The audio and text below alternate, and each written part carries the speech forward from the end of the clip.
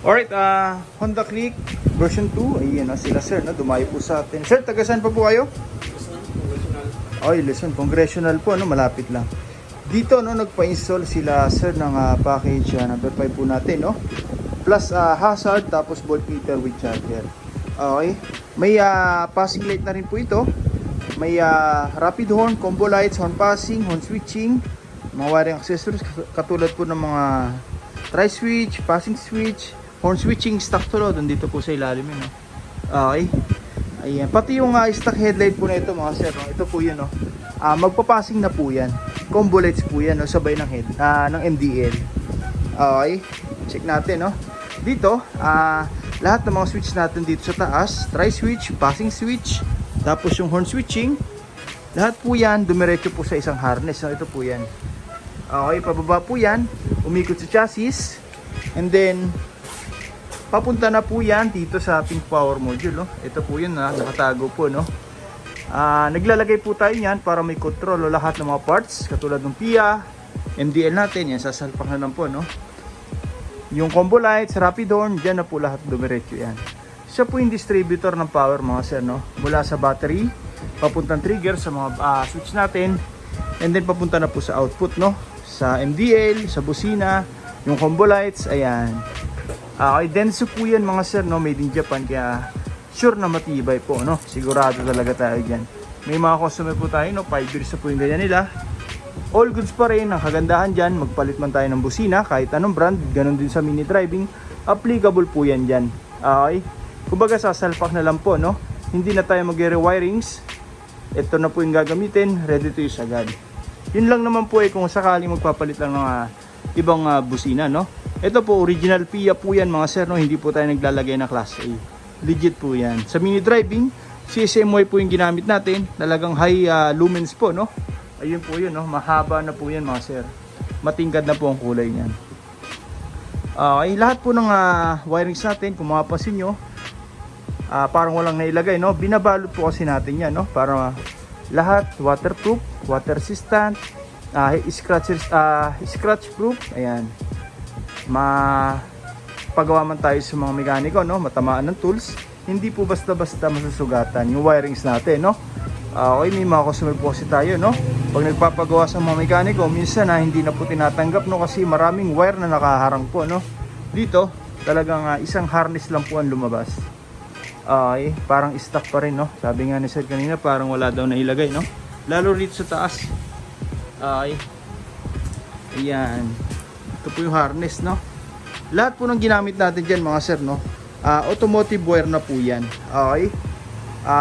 Japan wire, meaning talagang pure copper po, no? High end po yan. Hindi po tayo naglalagay ng mga aluminum wire, no?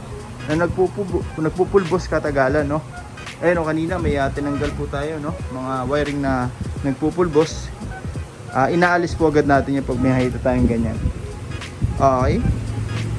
Lahat po yan nakahinang sa loob mga sir, no? Bago natin balutan para mas kapit na kapit lahat ng electrical wire. Matagtag man yung motor sir, malubak man, safety po yan, hindi po magkakaroon ng power loss.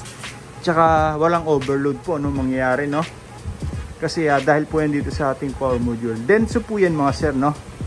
Okay. Ayun, no? Parang walang nalagay. Ayan. May hazard na rin po ito mga sir, no? Testing natin, no? Okay. Start. Ayan. Dito, hindi po tayo naglalagay ng mga tie switch, no, na tinatawag nila. Kasi mas matibay pa kasi itong original, no? Na handlebar switch. May mga tinanggal na po tayo mga tie switch na galing sa ibang shop. Ang problema, minsan nagsisignal light po kusa, no? Pag nababasa, o kaya nagbubusina ng kusa. So ang ginagawa natin, stock pa rin po yan. Stock is good. Kung ano po yung meron sa, ano, no, sa tie switch, meron na rin po dito. May passing light, meron na rin pong hazard. Ayan, no? Okay. Stock switch po yan mga sir, Nag-signal light tayo, pindot, kaliwa, pindot, kanan. Kung gusto natin ng hazard, kaliwa, kanan lang. Ayan po yung maganda, no? Hindi na po tayo magpipindot kung saan-saan, andito na po sa kamay natin. Ang maganda pa dyan, pwede tayo mag-signal light at the same time, hazard. Okay, signal light, kanan, pindot, kaliwa, kanan, kaliwa. Okay, kung gusto natin ng hazard, Okay. Ayan, oh. Ayan. Tapos passing light. Yung busina, stock horn. Loud horn. Pindutin lang po dito, no? Ayan yung halo switch natin na nilagay sa back to stock. Rapid horn. Okay, lakas.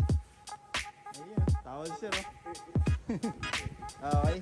Tapos voltmeter with charger, no? Naglagay na rin tayo ng socket para plug and play din po. Mamaya kakabit natin dito, no? Okay, solid yan. Ayan, oh. First time lang ni sir na magpagawa, no? Okay. Ayan. Kabit na natin yung mga pairings. Alright, natapos na po natin yung motor sir, no? Okay, Honda Click 125, ayan. Package siya number 5 po, no? Plus hazard signal, tapos sa voltmeter with charger. Testing natin, no? Okay, dito naglagay na po tayo ng passing light. Try natin, no? Ayan, no? Sa passing light mga sir, hindi lang po MDL yung ilaw. Sabay po dyan ang headlight. Yun po yung difference natin ng gawa natin sa iba, no? Usually pag nag-passing, MDL lang po yung mag-on. Dito, sabay po ang headlight dyan. Okay, ayan, no? Yan po yung combo lights natin, no? Pero maganda dyan mga sir, pwede pa rin tayo mag-high and low ng headlight. Hindi po sumasabay yung mini driving. Sa mini driving, pwede rin tayo mag-high and low, hindi po sasabay yung headlight. Pero pag nag-passing, automatic, sabay lahat. Okay, ang main purpose natin dyan mga sir, no? Kaya pinagsabay natin para kung sakaling nag-high tayo ng MDL, usually wala na passing, no? Pero dito, mayroon pa rin yan, headlight naman. Okay, pag pinatay, sabay-sabay po yan. Kahit po naka-on po yan lahat, no? High ng headlight, MDL, nag-passing, may ilaw pa rin po. Okay, pag nag-passing light tayo, no? Ito po yan, no? Okay, ayan. Tapos yung busina, ganun din po, no? Rapid horn. Okay. Yan, hindi na po natin matetesting ng pangmadiinan yung busina, no? Kasi medyo gabi na po. Okay, ito po yung headlight. Kung mapapansin nyo sa area natin, maliwanag pa. Ito po yung mini driving. Yun, no? Apakaliwanag po yan mga sir. High and low, ayan. Okay, talagang one way po sakop niya, no? Okay, ayan, no? Tapos MDL, headlight, ayan po yun. MDL, ito po. Ayan. Okay. Passing light, sabay po yung headlight. Okay. Ayan, no. Stock na busina, back to stock. Wala pong blinker yan. Para pag nagparehistro, fully stock yung busina, wala po tayong magiging violation po, no. Okay. Tapos sa loud horn, press lang po natin itong hollow switch. Yung busina ni sir, lalakas na at the same time magkakaroon po ng tinatawag na horn passing. Yun, no? Okay, tapos hindi lang po basta loud horn, no? Nag-install din tayo ng rapid horn. Long press lang po natin itong horn switch, no? Yung busina natin, magsusunod-sunod po yan. Okay, lakas. Passing light, ayan. Hazard. Okay, yun po, no? Ayan. Signal light, kanan, kaliwa, kanan, kaliwa, hazard. Okay.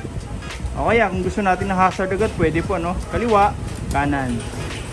Okay, voltmeter with charger, ayan po, no? Naglagay na rin tayo dito. Para pwede na mag-charge si sir anytime, anywhere po, no? Okay, may on-off na rin po yan. Ayun, no? 3.0 amperes, fast charging na po yan, no? Okay, may takip na rin po. Ayan. Okay, makakawin na po sir, no? Sa mga gusto pong pagawa, no, direct message nyo lang po, NJ Works. O kaya punta na po kayo sa shop, no? First come, first serve po tayo. Maraming salamat po. Yun, no?